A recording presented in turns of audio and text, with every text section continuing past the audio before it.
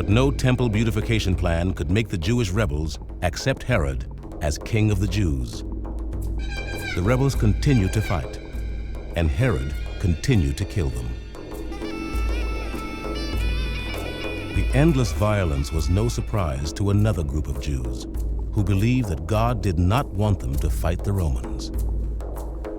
He wanted them to prepare for the end of days.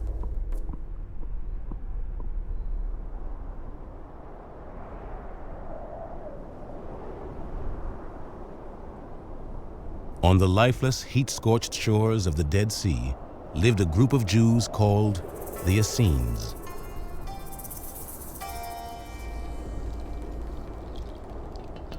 The Essenes had withdrawn from civilization into an apocalyptic landscape that reminded them at every moment that the end was near.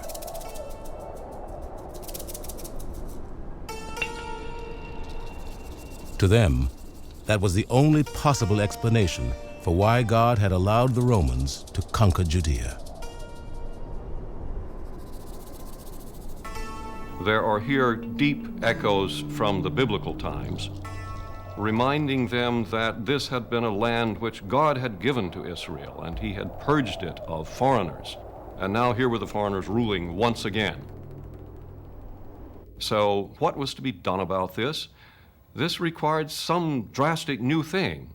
So the notion arose that there must be some final act introduced by God himself through his chosen messengers or chosen community that would make things right again. There must be an end of days. There must be a last time when all would be made right.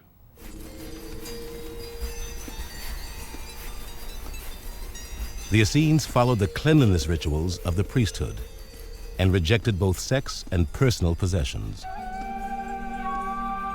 They were determined to live as perfectly as humanly possible until the end came.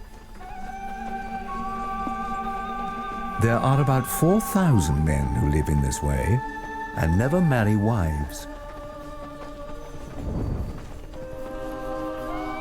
They teach the immortality of souls and esteem that the rewards of righteousness are to be earnestly striven for. The Essenes spent much of their time making new copies of the books of the Hebrew Bible and other sacred texts, so that their eternal wisdom would survive the final battle between good and evil.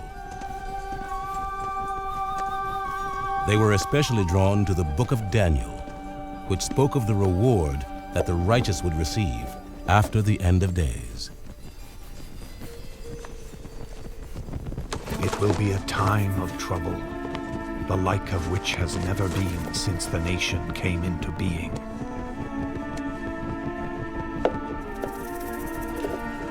At that time, your people will be rescued, all who are found inscribed in the book. And those who lead the many to righteousness will be like the stars forever. They believed that everything was preordained by God, and that when the end of days arrived, there would be a 40-year-long war between the forces of good and the forces of evil. They were the forces of good. They called themselves the sons of light. Everybody else, including the other Jews, were the forces of evil, the sons of darkness. And they believed that the outcome of this 40-year-long war was preordained, and that at the end of it, they would be the victors. The Essenes stored their writings in caves they found in the cliffs above the Dead Sea. It was a plan that showed remarkable foresight, for two of their premonitions would come true. A time of trouble more terrible than any the nation had seen was coming. And their Dead Sea Scrolls would survive it.